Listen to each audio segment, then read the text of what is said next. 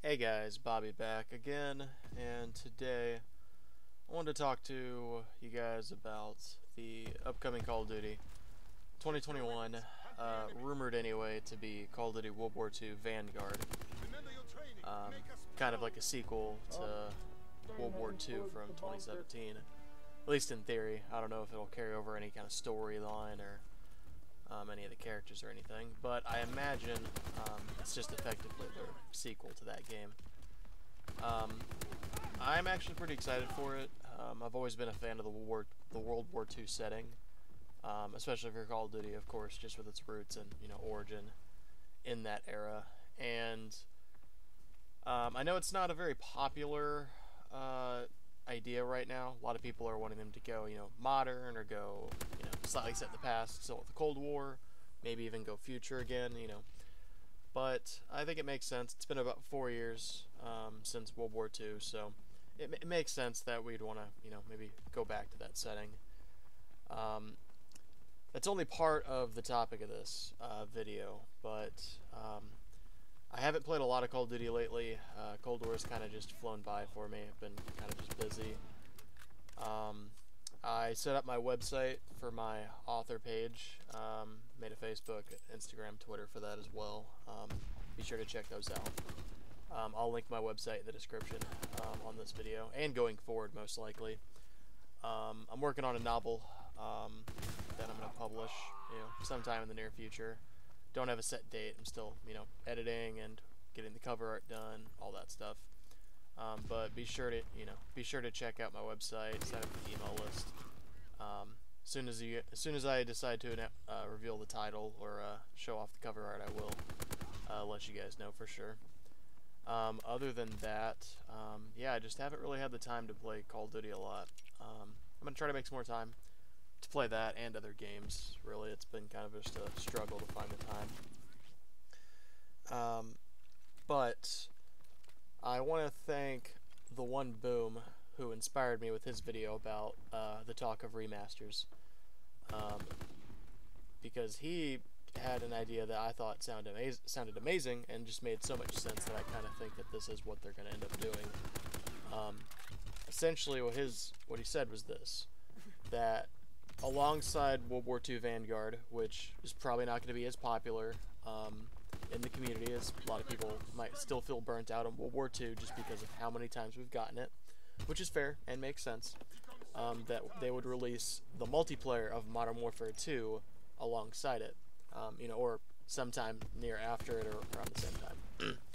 And honestly, I think this, I would be a big fan of this. I know not everybody's on the same side of the conversation with this. Some people don't want it. Some people think it would just be too broken, especially in this day and age, which maybe it might be. But I think it's been 12 years, I believe. 12 years since Modern Warfare 2 came out. I still remember playing that as a kid, and it was just incredible. That's nostalgia speaking for me, of course, but I, obviously had a good time with it as a kid. And I would love to play it again. I've from time to time jumped back into it whenever I could, like back on the 360, or I think I downloaded it on Steam at one point. But I would love to see that game, that map, that era kind of brought back to life, just like Modern Warfare Remastered did. That game was incredible, and microtransactions and loot boxes and stuff. Yeah, it kind of ruined it in the end. But I think for the first couple of months there, it was like a really great recreation of that game and that feel. And honestly, I played it way more than I played Infinite Warfare, which is sad because Infinite Warfare, at least when I've gone back to it, has actually been pretty fun. And kind of like I missed out on it, at least doing it at the time, which is sad, but that happens. It was kind of the same way with Call of Duty Ghosts for me. I didn't really play that. I remember I played it for like the first week, and then I immediately was like, this game sucks, I don't want to play this, it's like terrible.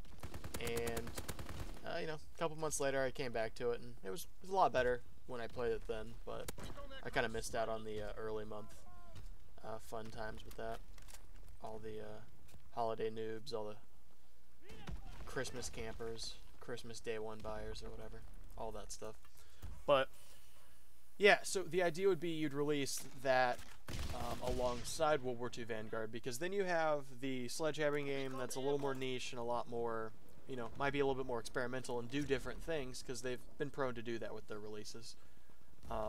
Alongside a pretty much a surefire success, Modern Warfare 2 Remastered. Because if they do the same formula, where at least for the first 4 or 5 months it's microbox or microtransaction and loot box free. I don't know why I keep saying it like that. Something in my mind, I guess, but as long as you did it like that, I think if you did it pretty much the same way, I think it would be super successful, and I mean, I would play it more than I'd play World War II Vanguard. Probably just because it's Modern Warfare. You know, maybe if it was a different remaster, I'd be a little bit different about it, but I would love to play that game again. And honestly, I think this. I think you shouldn't patch everything. I really think you should leave the majority of the exploits in the game. One Man Army noob tubes is kind of just part of the game. Commando Lunge, Model 1887s, the Spaz 12, the ACR, UMP 45, like, they're all just great. It's just, it's so overpowered that everything's kind of balanced against each other, and I just, you know, I just think it'd be fun to have tactical nukes back, where it just ends the game. I think that would be interesting to see, especially with the more, the more competitive, more skill-based matchmaking setup Call of Duty has now, where everybody's a sweaty. They're all trying to play really intense and, you know, grind, have a high KD. Whereas I've never really been a high KD player, especially back in the early games. Like, my KD was always negative, like less than 1, if at 1. I think World War II was actually, I was at like a 1.23 last I checked. It's probably the best kill-death ratio I have in any of the games. I'd have to check my Cold War actually, but I think it's somewhere around there. But yeah, I think it would do really well, and it would make a lot of financial sense because, you know, especially if it was like a bundle like they did with the Infinite Warfare and Modern Warfare game, which I don't know if they would do. They'd probably do it separately, but either way. And then even with that, I think, because I wouldn't want to see Warzone integration into the remaster, at least on the Modern Warfare 2 side. Maybe additional parts of the map or weapons or skins could be from Modern Warfare 2 and into Warzone, but keep it separate, you know. How that would work with World War II Vanguard's integration, I don't know. That's another question, and if they would even do any Warzone integration, I wouldn't be opposed to just leaving it alone.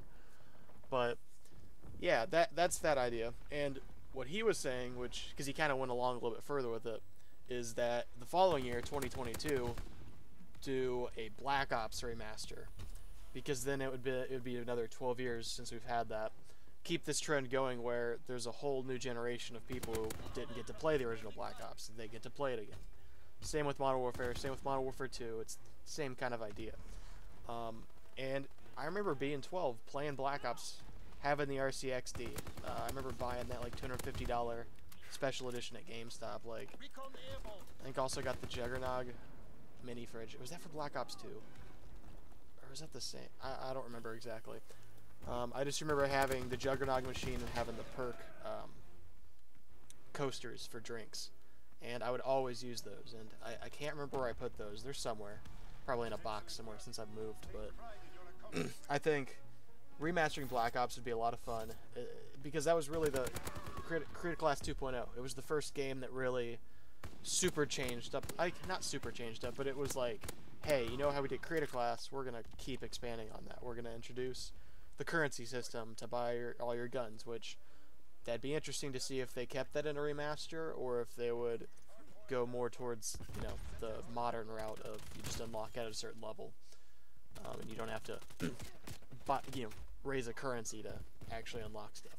I'd be fine either way. I think it'd be nice to keep it the original way just because that was pretty unique, especially for the time. Like, that was pretty revolutionary.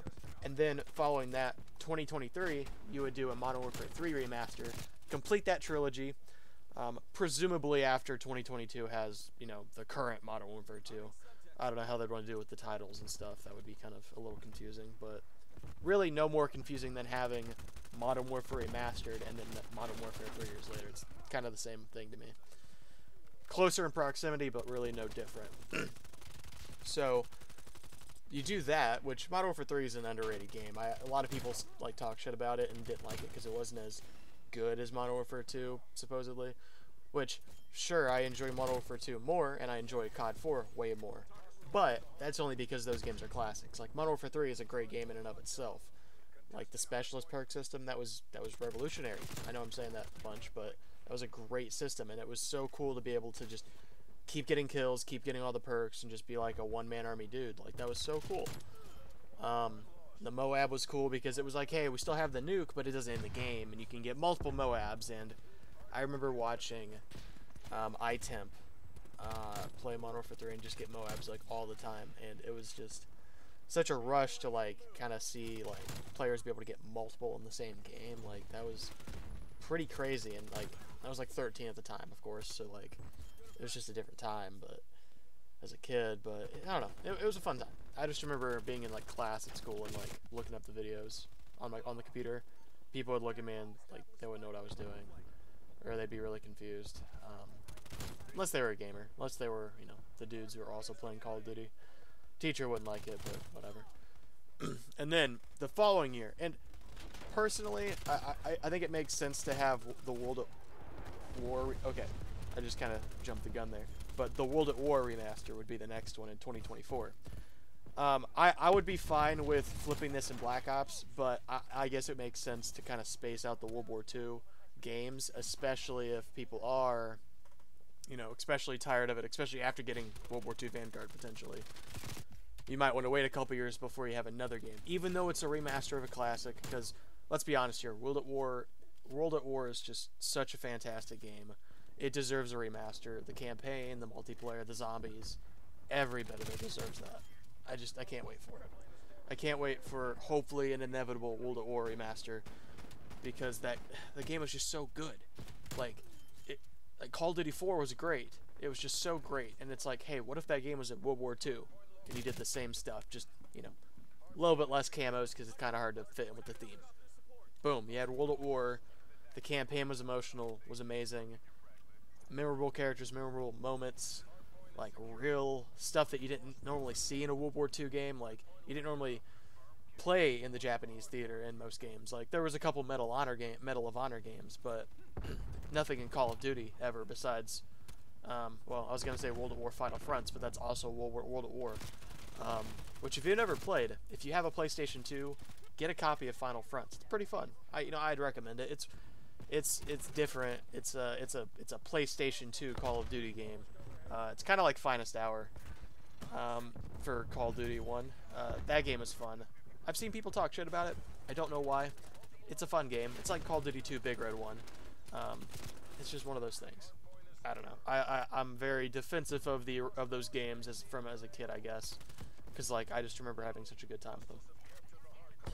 But then here's the cream of the crop, and the reason why I think it just makes too much sense to do this whole thing is in 2025 you do the Black Ops 2 remaster, which, like he said, and I'm gonna echo, is the same year that the game was set in. It's just too perfect. Having Black Ops 2 remastered in 2025 would be so cool, because it's 2021 now, and already that just feels so weird to say and so weird to think about. We're in the 20s now. I had a tweet like last week or something where I put the 19 part of the 1920s in parentheses because I was talking about different decades, and it felt weird because I felt the need to do that because we're in the 20s.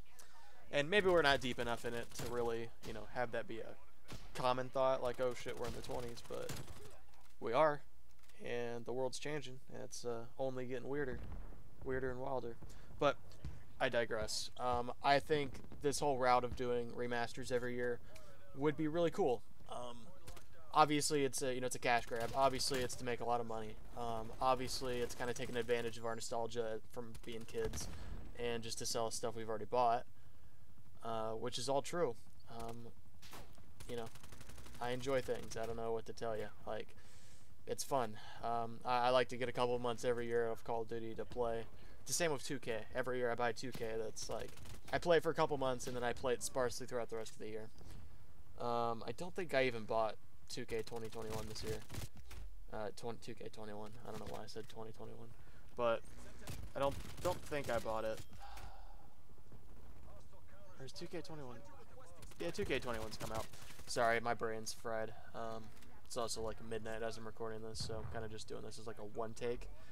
The gameplay I'm going to put over this is going to be like some World War II footage I'd played, and some probably some Cold War, maybe if the update that I was installing finishes.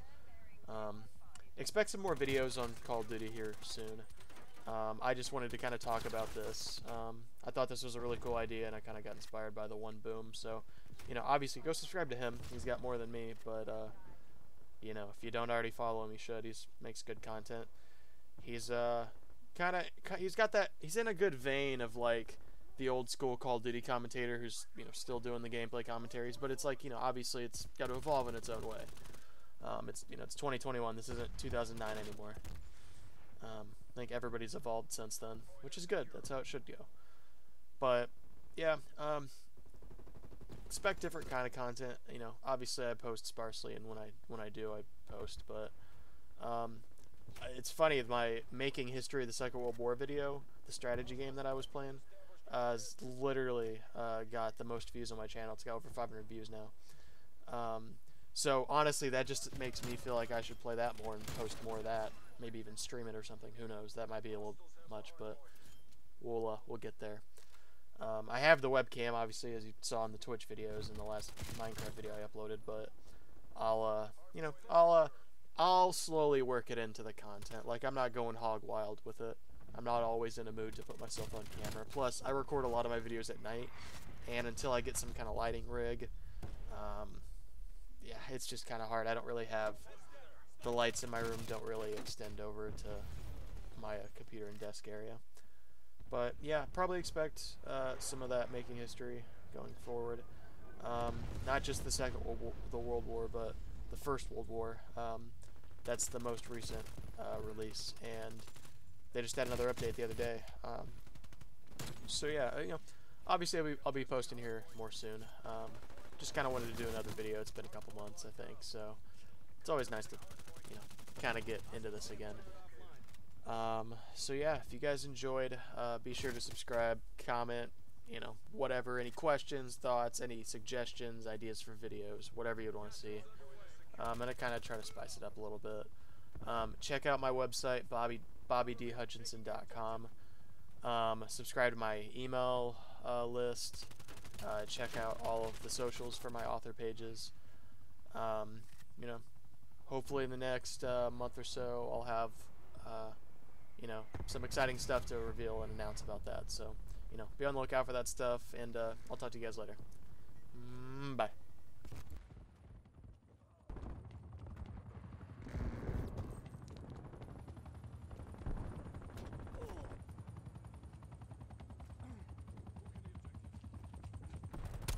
Contesting hardpoint. Hardpoint lost. Contesting hardpoint. No slashed us. Bring this home.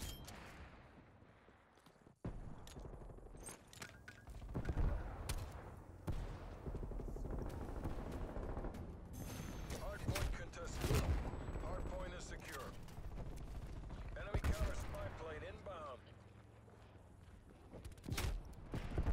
Hostile spy plane established overhead. We've lost the hard point. Hard point locked down. Contesting